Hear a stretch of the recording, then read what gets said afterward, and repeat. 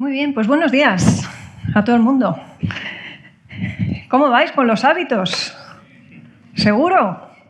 El de hoy os va a encantar. Bueno, buenos días a todos. Me llamo Lidia Martín, para quienes no me conocéis. Soy parte del equipo de enseñanza aquí en Icono, junto con Joel. Y estamos en una serie que, como habéis visto, lo que aborda son hábitos. El otro día decíamos en nuestro iconogrupo, alguien con mucho acierto decía, bueno, hábitos, pero aquí de lo que estamos hablando de disciplinas espirituales, en toda regla. Efectivamente, por si a alguien le quedaba alguna duda, pues estamos hablando de disciplinas espirituales y tienen que ver con todas estas cosas que hacemos de una manera repetida, sistemática, que al final se convierten en una naturaleza segunda, entre comillas, algo que nos sale de una forma tan natural, valga la repetición, tan así sin darnos cuenta porque lo tenemos tan trabajado, que hace que nuestra vida verdaderamente vaya siendo visiblemente transformada a la imagen de Jesús, que es hacia lo que vamos, ¿no? Es lo que Dios quiere hacer en la vida de cada persona, en la vida de cada creyente. Hemos estado hablando del hábito de la interrupción, de parar la vida para reconectar constantemente con el Señor y no dejarnos llevar por los afanes y los negocios de esta vida constantemente, ¿no? Entonces, paramos para reconectar. Hemos estado trabajando el asunto de la comunidad y espero que se haya notado mucho en esta semana el crecimiento de los iconogrupos porque hayamos empezado a aplicar el hábito de la comunidad de una manera súper intencional. Decía, el de hoy os va a encantar. Este está seguro entre los top 10 de los más odiados de todos los hábitos espirituales y vamos a hablar de la confesión. Así que bienvenidos a este rato tan entretenido que vamos a pasar y que nos va a desafiar y retar a todos de una manera especial, espero. A mí me lo ha provocado también en estas semanas el estar preparándolo, el estar abordándolo y simplemente voy a compartir con vosotros algunas cosas quizá muy básicas en una parte. Vamos a hablar incluso del significado de lo que implica la confesión. La confesión dentro de la Biblia se presenta en diferentes momentos y diferentes situaciones. Confesión de los pecados, como estaba, por ejemplo, ahora contando a mí frente a la mesa del Señor, nos estaba evocando y recordando, ¿no?, cómo los sacrificios que venían con una petición de perdón en términos de confesión, que a veces podía ser individual, cuando la persona llevaba individualmente su sacrificio al altar, pero también se producía en ocasiones de manera comunitaria, cuando se presentaban sacrificios por el pecado del pueblo. Bueno, ahí tenemos una modalidad en la que se producía aquella confesión, ¿no? Y vemos a Esdras, a Nehemías, a Daniel, confesando los pecados del pueblo de manera comunitaria. Ahora, cuando hablamos de hábito en la vida del cristiano, porque aquello no prescribió, no es algo que se quedó en el Antiguo Testamento, sino que nos alcanza en el pacto en el que estamos ahora, en el Nuevo Pacto, en el Nuevo Testamento. Es verdad que ha cambiado la modalidad, pero el principio de la confesión sigue siendo el mismo. Y vamos a estar hablando de qué significa esa confesión cuando tiene que ver directamente con Dios, vamos a hablar de qué implica esa confesión también entre nosotros y cómo practicarla, en definitiva. Así que, como veis, nos esperan unos minutos intensos, pero muy prácticos también. No nos gusta la idea de confesión básicamente porque implica una palabra que yo creo que es la más aborrecida en el corazón del ser humano desde todos los tiempos, ¿no? Y es la que vais a ver a continuación en pantalla, es la palabra humillación. Si algo no nos gusta a los seres humanos es humillarnos. Por supuesto, mucho menos que nos humille otro también, ¿no? Pero el humillarnos voluntariamente, de hecho, en la mente de cualquier persona del día de hoy, especialmente, que nos hemos hecho tan pagados de nosotros mismos, desde el posmodernismo, pues ya sabemos, ¿no? El hombre y la mujer hecha a sí mismo o hechos a sí mismos, cosa que nunca fue cierta ni será cierta, pero suele ser el lema, en ese sentido, de la época en la que vivimos, y vamos a hablar de humillación es estar hablando de una cosa absolutamente contracultural. Ahora, fijaros que si lo pensamos detenidamente, lo que hace que una persona pueda pasar de fuera de la familia de Dios a dentro de la familia de Dios, como explicaba Ami hace un momento, es justamente ese elemento de confesión. Si confesáremos nuestros pecados, Él es fiel y justo para perdonar nuestros pecados y limpiarnos de toda maldad. Nos acordamos de ese texto.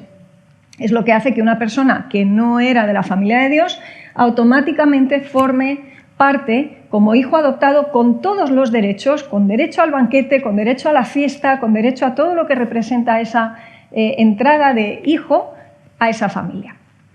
Ahora, el que haya confesión o no confesión ya dentro de la familia marca también radicalmente, como vamos a ver después, la manera en la que interaccionamos como comunidad. Así que, como vais a ver, todos los hábitos espirituales están muy íntimamente ligados unos con otros. Es decir, estamos haciendo aquí una diferenciación pedagógica simplemente por eso, por pedagogía, para que nos sea más sencillo poder encontrar significados y poder entender mejor las conexiones que hay entre unos y otros. Los separamos para poderlos entender de manera aislada, pero luego todo tiene que ver con todo.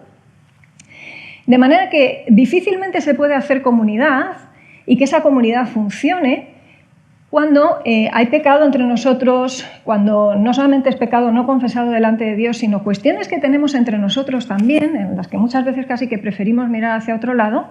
Y al no producirse esa confesión, veremos después que el precio que se paga es muy alto, porque no se produce la restauración y podemos estar casi que jugando a las casitas o jugando a las iglesias, pero esa comunión, ese sentido de comunidad, todo el crecimiento y la bendición que Dios podría derramar sobre nosotros, como esa su familia y su comunidad, no se produce porque están esas otras cosas metidas de por medio.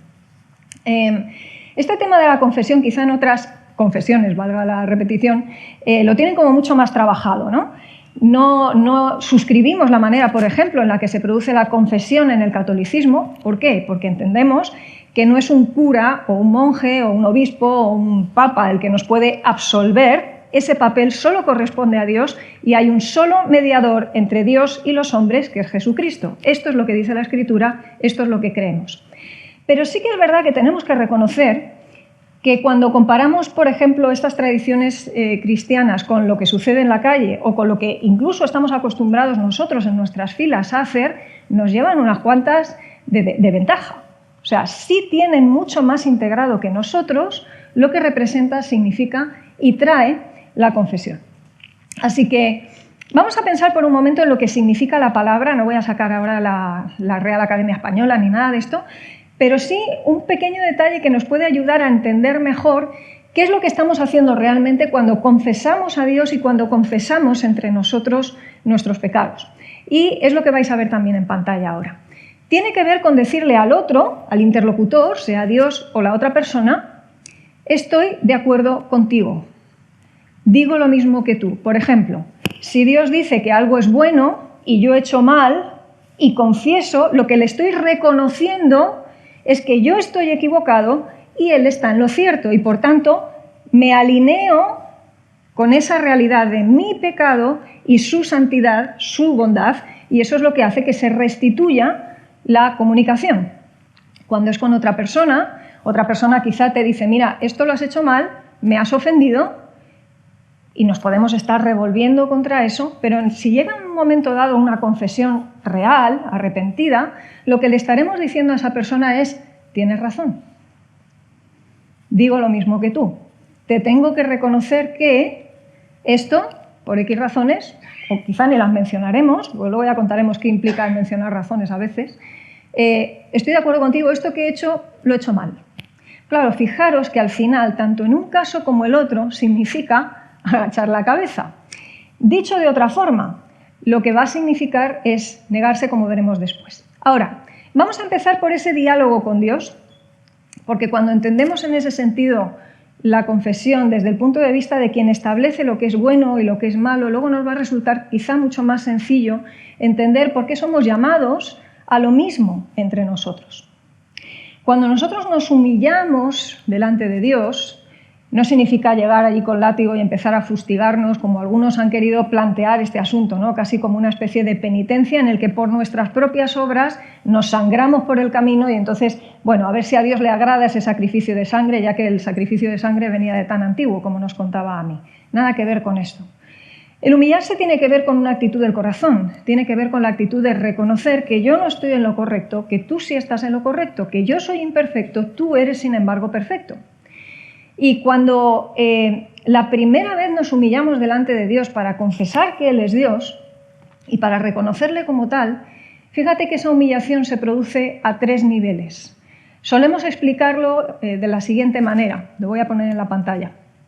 Cuando estamos acercándonos a Dios por primera vez para buscarle de esa manera especial a la que se nos invitaba hace un momento, para formar parte de su familia, estamos reconociendo a un Salvador que es relevante para mi vida. Y esas 3 cosas, que las solemos decir poco quizá con estas mismas palabras, pero que son la esencia de la conversión, es decir, reconozco que Jesús es Salvador, relevante para el momento presente, para mi vida particular, para mis pecados específicos y además para mi vida en particular. No sé qué pasará con el resto, pero para mí esas 3 cosas significan, si os dais cuenta, humillación tras humillación. Pensad, si no, en cuando estabais fuera de la familia de Dios, o si no formas parte de ella, piensa en tu propia situación en este momento, si no eres seguidor de Jesús. Lo primero te va a costar, porque reconocer que alguien te tiene que salvar significa que estás en una terrorífica situación de peligro o de incapacidad. Eso no nos gusta a ninguno de nosotros reconocerlo. Que sea relevante para mi vida posmoderna, para mi cotidianidad, para mi trabajo, para mis situaciones familiares, para mis situaciones relacionales, pero además para mí, cuando lo que normalmente nos apetece es mirar al otro. De hecho, ¿cuántas veces no confesamos algo porque decimos, pero si ese también lo hace? ¿No? Esto de no he sido yo es de las primeras palabras que aprendemos a decir cuando somos niños. Yo no he sido. Es una manera de decir, el otro también lo hace. O lo ha hecho otro. Decir, necesito un Salvador, esto nos cuesta la vida. Así que fijaros que en una frase tan pequeña se reúnen esos 3 elementos de confesión que explican, ya digo, por qué posiblemente esto es el escollo principal para que mucha gente se acerque y reconozca a Jesús como Salvador, que reciba ese evangelio de buenas noticias. Porque dirán, buenas noticias, sí, si tengo que pasar por humillarme y por triplicado, vaya buena noticia, ¿no? La buena noticia sería que alguien pasara por alto todo esto y ya está. No contentos entonces con un sacrificio máximo, queremos más. Las personas somos así. Un sacrificio que, en comparación con lo que contaba Ami, fijaros, una sola vez se hace y vale para siempre, pero eso no nos resulta suficiente porque lo que no queremos bajo ningún concepto es humillarnos. La humillación máxima de Jesús no fue suficiente, parece ser, para que nosotros reconozcamos que necesitamos abandonarnos a ese Dios que se ha mostrado en su humillación plena para rescatarnos de donde estamos. Nos rescata a diario, por cierto, de esas mismas cosas que nos llevan muchas veces a pecar cuando estábamos fuera y que seguimos reproduciendo cuando estamos dentro. Cuando somos creyentes, esta concepción de un Salvador relevante para mí no deberíamos abandonarla. A veces pensamos en salvación solamente como acceder al cielo, acceder a la vida eterna, pero la salvación tiene que ver con lo que sucede cada día. Por eso lo estamos incorporando, entre otras cosas, dentro de esta sección de hábitos que hacen al monje.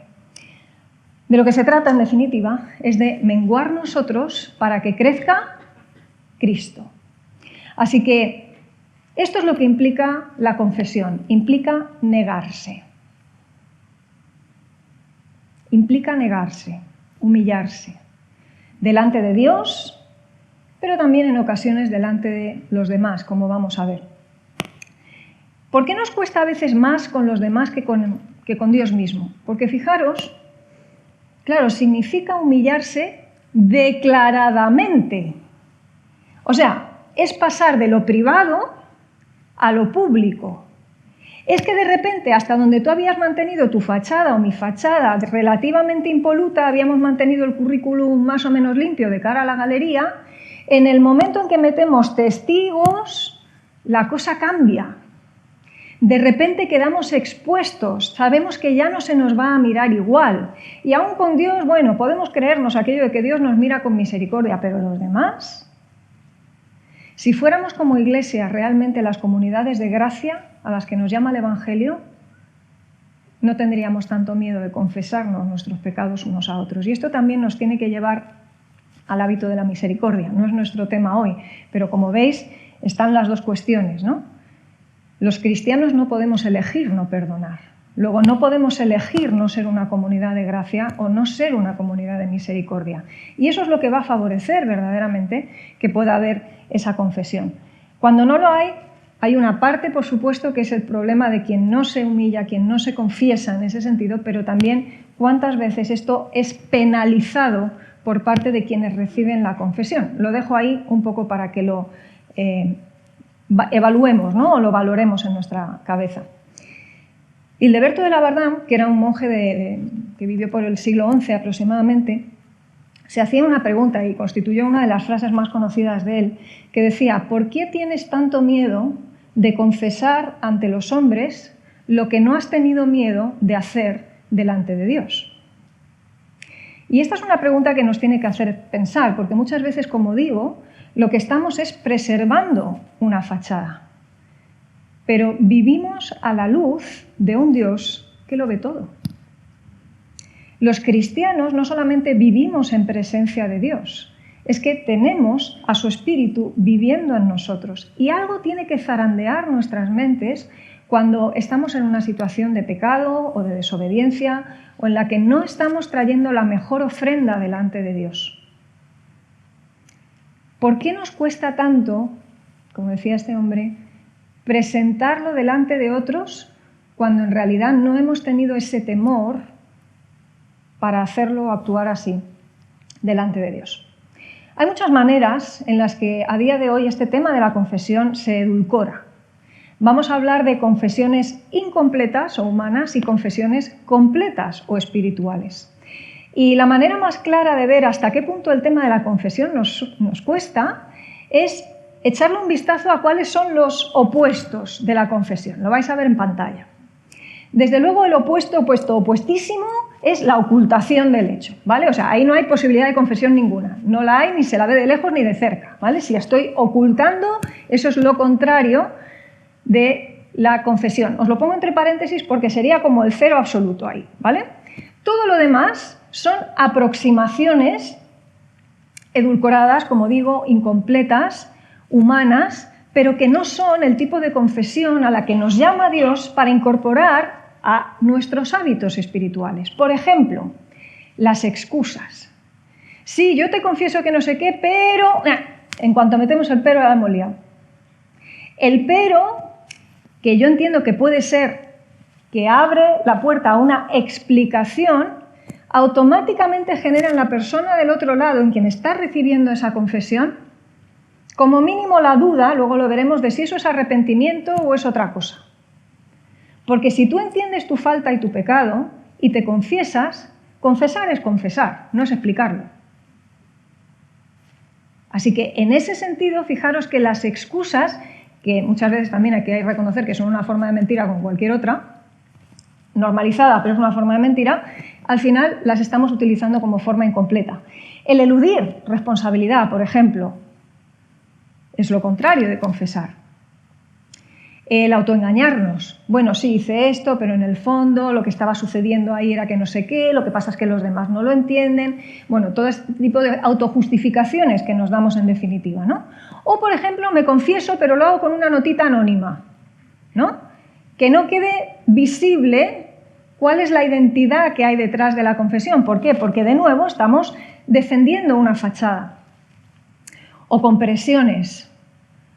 Confesamos porque nos han pillado. O porque alguien te pilla y te empuja a que confieses a un tercero. Eso sería otra forma incompleta, por ejemplo, en la que se produce esa confesión. Condicionadas. Bueno, yo te digo qué tal, pero tú a cambio... Y uno dice, ¿y eso qué porquería de confesión es? Si tú eres el que estás recibiendo la confesión en ese momento, como mínimo, te haces preguntas en ese sentido acerca de la veracidad que tiene ese testimonio.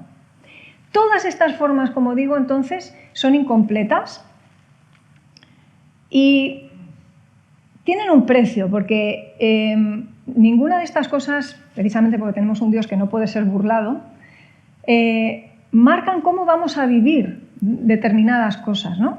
La principal consecuencia de esto, el principal precio que se paga, lógicamente, es el que vais a ver en pantalla. Donde no hay confesión, tampoco hay restauración. No se llega a la familia de Dios sin confesión y Dios no produce en nosotros ese perdón si no hay esa confesión? Él perdona cuando se le pide perdón, pero si no hay arrepentimiento y confesión, nosotros no creemos en una salvación universal en el sentido de eso, Dios igual a un Papá Noel gigante que nos pasa la manita. Eso no es lo que dice la palabra. Lo que sí que nos dice es que si confesamos nuestros pecados, Él es fiel y justo para perdonar nuestros pecados y limpiarnos, ya no solo cubrirnos como pasaba en el Antiguo Testamento, limpiarnos de toda maldad.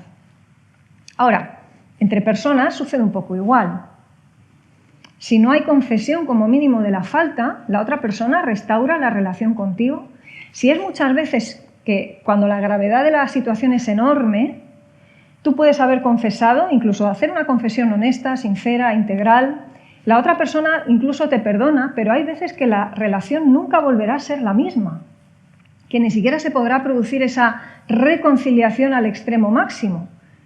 El perdón es obligado, pero muchas veces las consecuencias del pecado traen una ruptura permanente y esa reconciliación no se termina de producir como nos gustaría.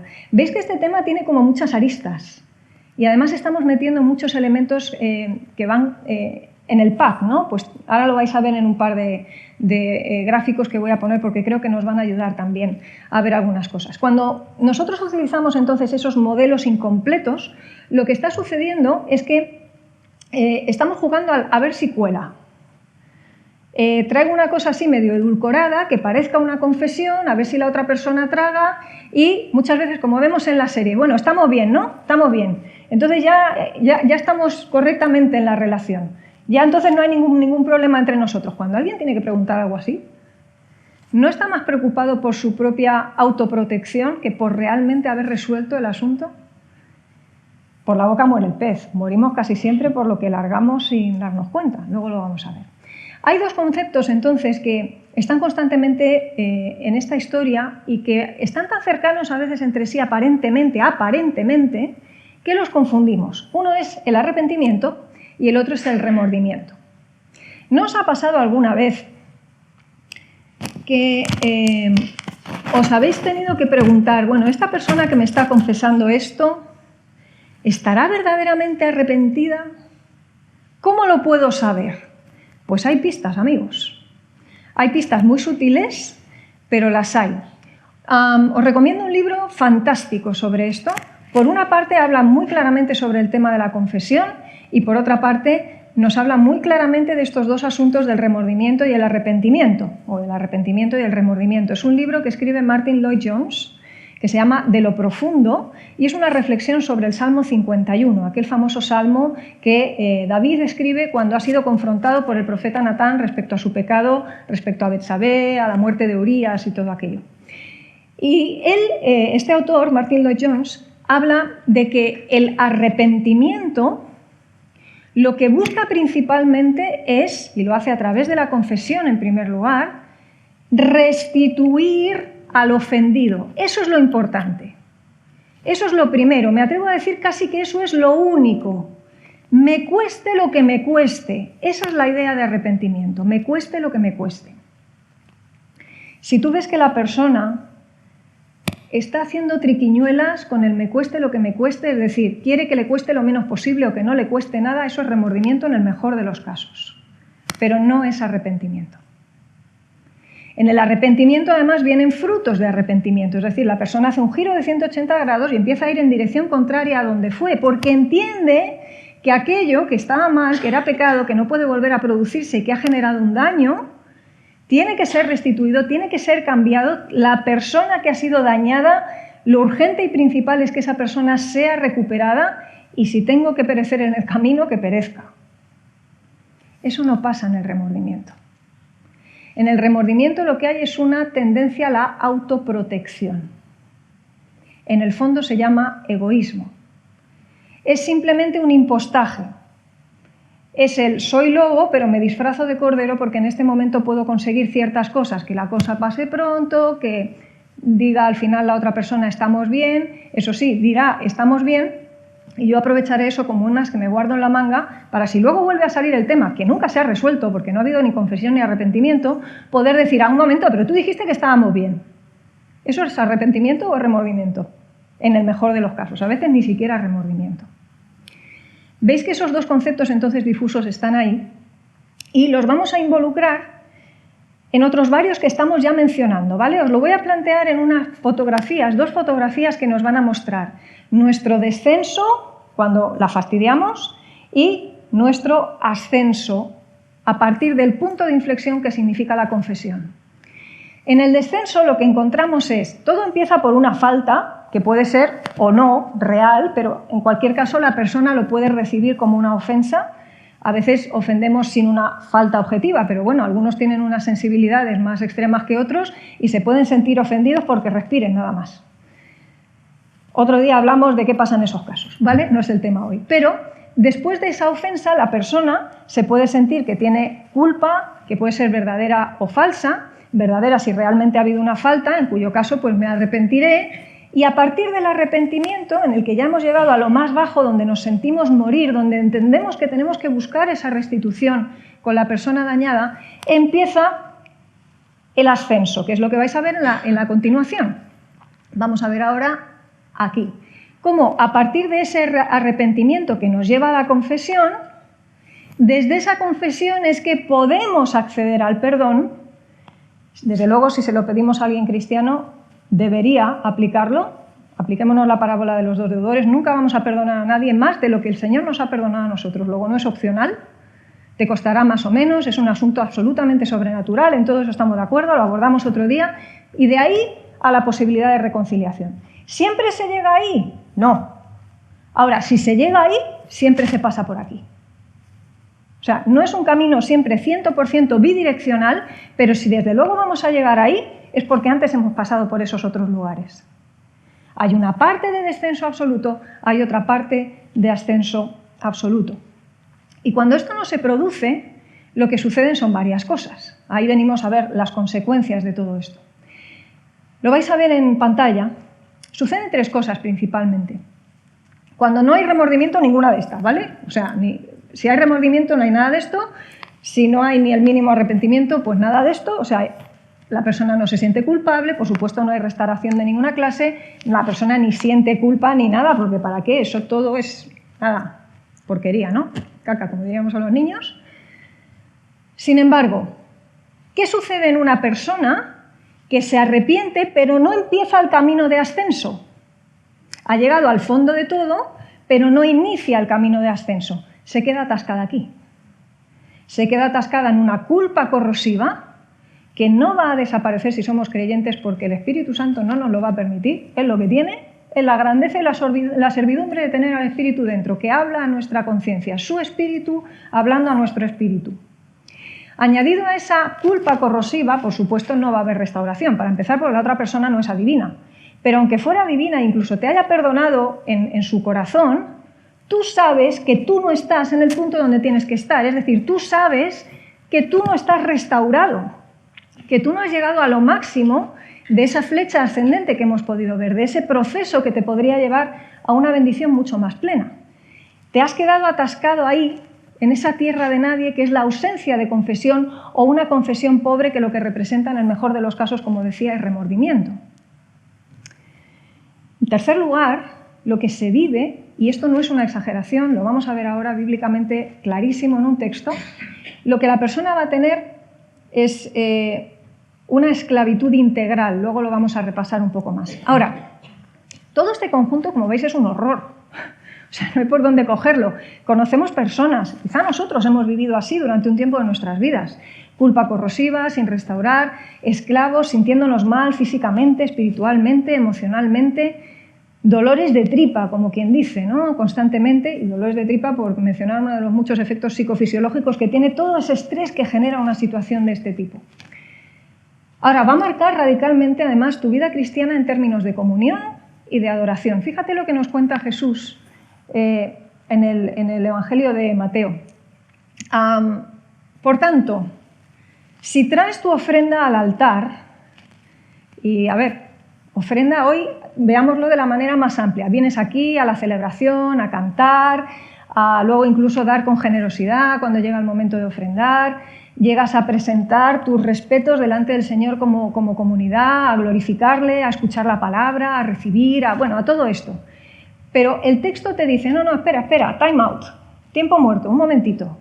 Deja todo eso, olvídalo por un momento, y si allí te acuerdas de que tu hermano tiene algo contra ti, entonces dejas tu ofrenda delante del altar y vas y te reconcilias primero y entonces ya vienes y presentas tu ofrenda.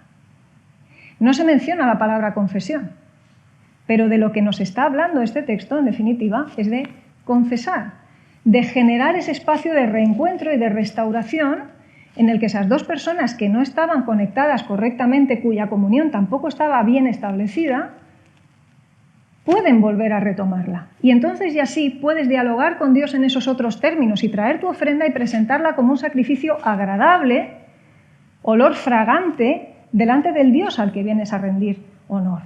Pero mientras esto no se produce, resulta que nuestra comunión entre nosotros y con Dios está rota. Y si decimos que amamos a Dios, pero no amamos al hermano, lo voy a poner de otra manera. Si confesamos a Dios, pero al resto no le amamos de esa manera que nos lleva a confesar, el Evangelio dice que somos mentirosos, que no podemos hacer lo uno sin lo otro.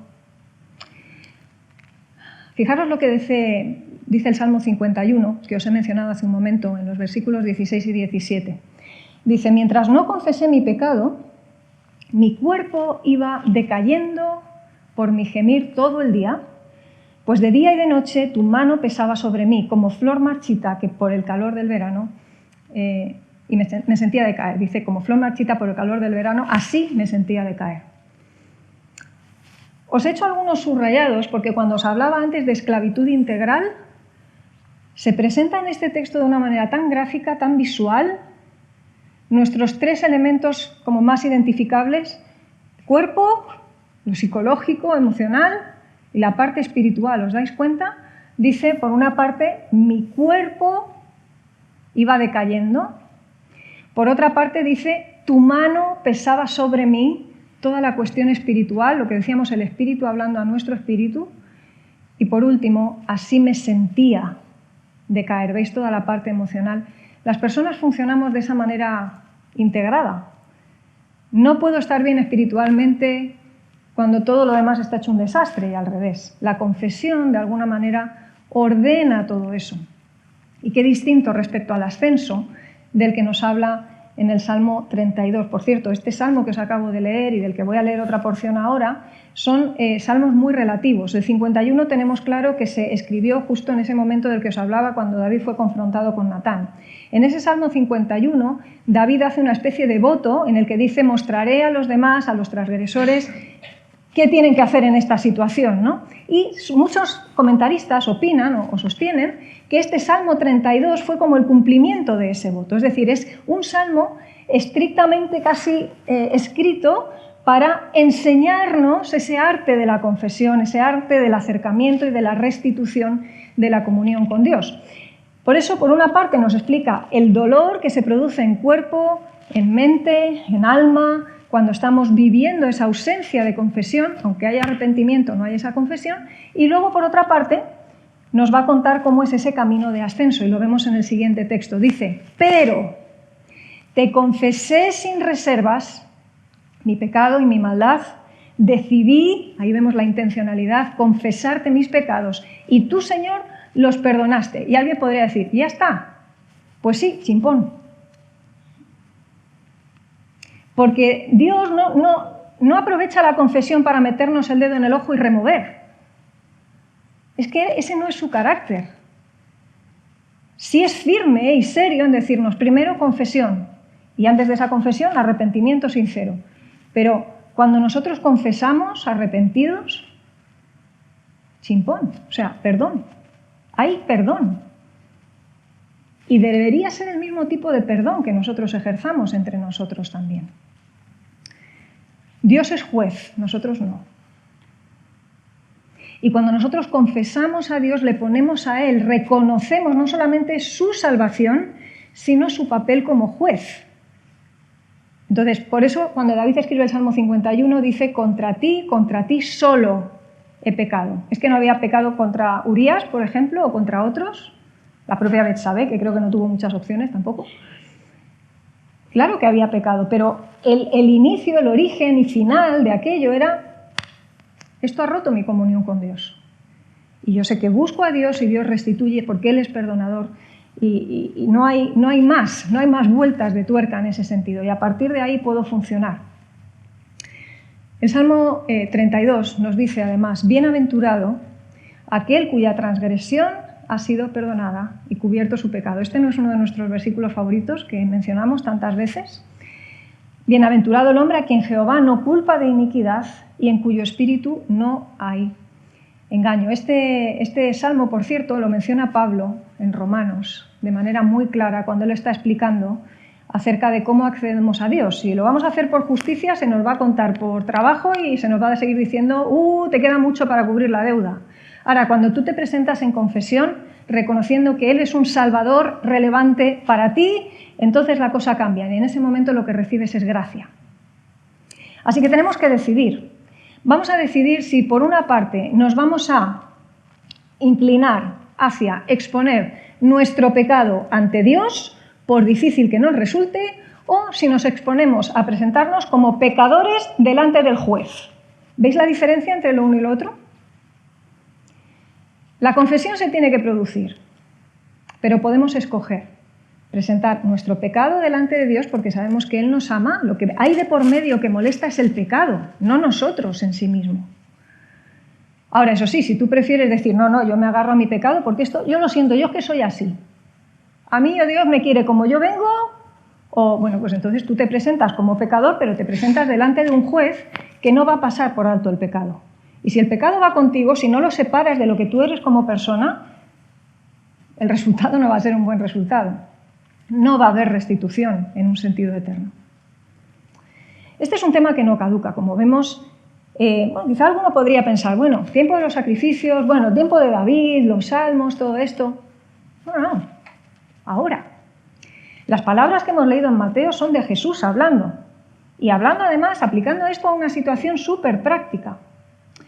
Pero no solamente él, Juan, que le llamamos muchas veces el discípulo o el apóstol del amor, y que en sus cartas desarrolla tanto y tan bien este tema, pues inspirado evidentemente por Dios mismo, él habla precisamente de lo que significa ese engaño al que nos sometemos muchas veces cuando decimos que no cometemos pecado, que no tenemos nada que confesar. ¿Algo que decir? No, nada que decir. Fijaros lo que nos dice Juan en la primera carta, en el capítulo 1. Dice, si decimos que no tenemos pecado, nos engañamos a nosotros mismos y la verdad no está en nosotros. Puede ser pecado contra Dios, puede ser pecado contra los hermanos. Si confesamos nuestros pecados, de nuevo, Él es fiel y justo para perdonar nuestros pecados y limpiarnos de toda maldad. Es lo que estábamos mencionando antes. Aquí ya estamos empezando a vislumbrar muy claramente de nuevo esa confesión en horizontal y no solamente en vertical. Y dice, fijaros qué grave, cuando decimos que no hemos pecado, vamos a pasar una más, porfa, le hacemos a Él mentiroso. No, pero yo no he llamado a Dios mentiroso, como no ha salido de mi boca, no. En nuestra actitud es eso exactamente lo que estaríamos haciendo. Y su palabra no está en nosotros. Cuando nosotros llegamos a un lugar como este y no hemos revisado nuestra vida, en qué condiciones llegamos, cómo vamos a presentar nuestra adoración, cómo vamos a participar de la mesa, hay un momento para la reflexión, entre otras cosas, para ponernos a cuenta. No siempre lo mencionamos, pero esto está ahí. Y cuando no lo hacemos, juicio, comemos y bebemos para nosotros. El de al lado no tiene que estar mirando si bebes o no bebes, es una cuestión tuya delante del Señor. Pero ¿cuántas veces nuestra comunión está rota y venimos como si tal cosa, porque por ese exceso de sobrefamiliaridad del que hablamos tantas veces, la confesión ya no solamente es algo que se produce escasamente, sino que a lo mejor ni siquiera tiene una presencia patente en nuestras vidas y mucho menos como hábito. Así que de ahí que en Santiago, por ejemplo, se nos inste de nuevo, Nuevo Testamento, a confesarnos nuestros pecados unos a otros, nuestras ofensas, orar los unos por los otros. ¿Podemos pasar, por favor? Para que seamos sanados. No se produce esa sanidad ni esa restauración. ¿Podemos pasar la diapositiva? Eso es. La oración eficaz del justo puede mucho. Ahora, confesión. Entre nosotros, que no haya cuentas pendientes, que no tengamos que irnos con los deberes sin hacer, que ni lleguemos aquí con los deberes sin hacer, ni nos tengamos que volver a casa pensando que, qué buena la celebración y qué cerca estoy del Señor y que no es verdad. Y aquí mirémonos todos, metámonos todos, sálvese el que pueda, ninguno, porque todos tenemos asuntos. Algunos días atrás, Joel nos recordaba qué difícil resulta odiar a alguien odiar a alguien por el que oras, por ejemplo, ¿no? Tenemos ahí asuntos pendientes. O decimos, no, yo no soy rencoroso. Ya, pero hay personas con las que no nos relacionamos porque ponemos una distancia, y a veces una distancia puede ser un límite razonable, pero ¿cuántas veces lo que hay también son conversaciones pendientes? Temas por resolver. Voy a ir terminando. Pero, en definitiva, lo que tiene que ver con la confesión no es solamente una cuestión de palabras. Cuando hablamos de una confesión completa, de lo que estamos hablando, en términos espirituales, es de algo que, de manera coherente, como decíamos, igual que en su ausencia, afecta a cuerpo, emociones y a lo espiritual, cuando se produce, viene con palabras, viene con hechos, viene con actitudes, viene con emociones, viene con testigos, personas, comunidad, de nuevo. Os voy a proponer casi cerrar, luego terminaré con 2 o 3 conclusiones, pero quiero que hagamos un pequeño ejercicio, ¿vale? Voy a poneros delante una imagen, todavía no la vamos a ver. Es una imagen que vais a reconocer muchos de vosotros porque es un cuadro de Rembrandt. Presenta la imagen del regreso del hijo pródigo, el retorno del hijo pródigo. Si no habéis leído El regreso del hijo pródigo, el libro de Henry Nouwen, que explica la parábola a la luz del cuadro de Rembrandt, y el cuadro a la luz de la parábola, y analiza todos los personajes, es una pasada. Lo disfrutaréis si lo leéis. Pero quiero que veamos esta imagen porque lo que presenta Rembrandt aquí precisamente es ese momento de la confesión plena, de lo que significa para los 2 agentes que están interaccionando entre sí, también para los testigos, y no todos los testigos reaccionan igual. Algunos reaccionarán con sorpresa, otros reaccionan con bastante enfado, como el hijo mayor. Ahora, lo que quiero es que mientras veis esa imagen que vamos a poner delante en un momento, simplemente estéis escuchando el texto que voy a leer. ¿Puedes pasarme el anterior un momento, Dani?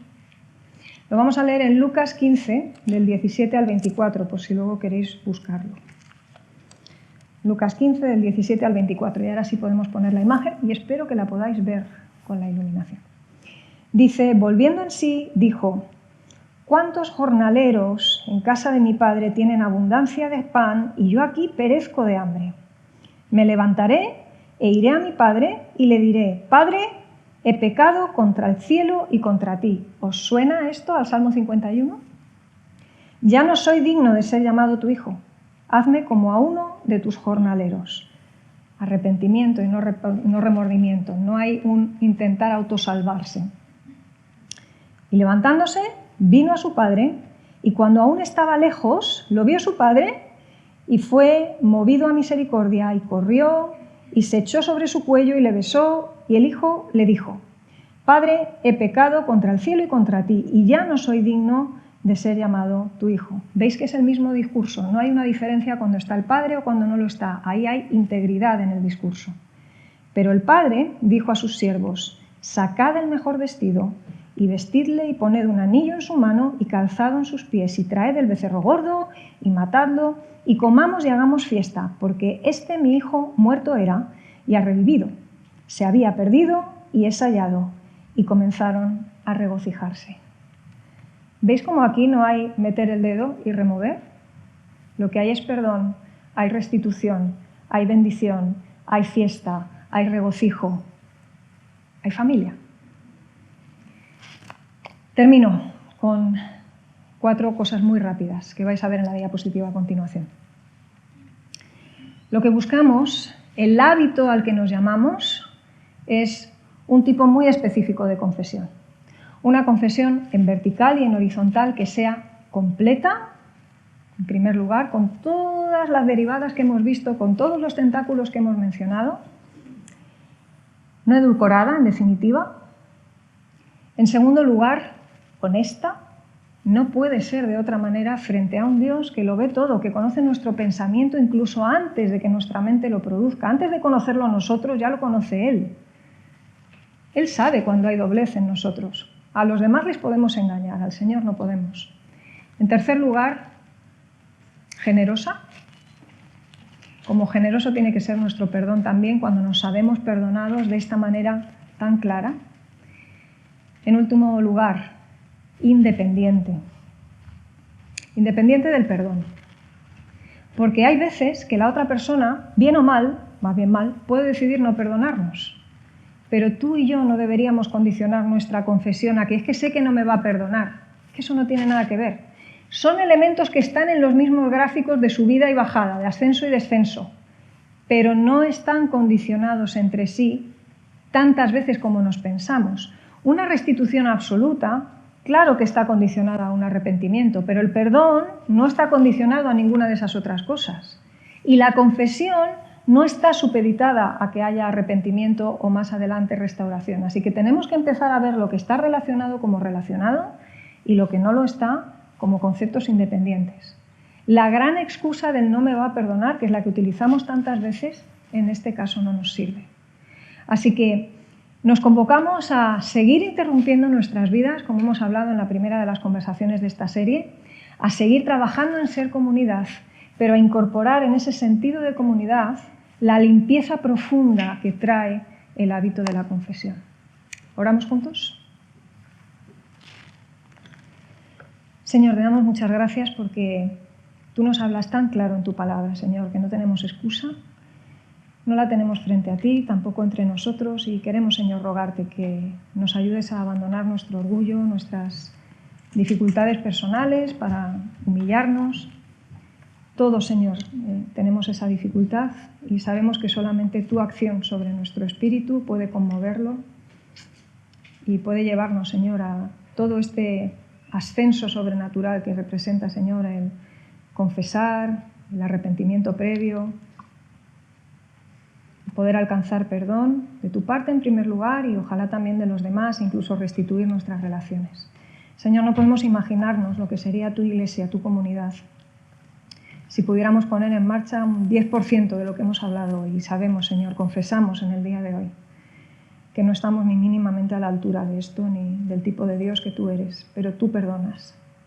Y gracias, Señor, porque cuando hay una confesión rota en nosotros, cuando hay una revisión de nuestro interior, en la medida que nuestras dificultades nos permiten, y tú ves arrepentimiento en nosotros, Señor, tú no haces sangre.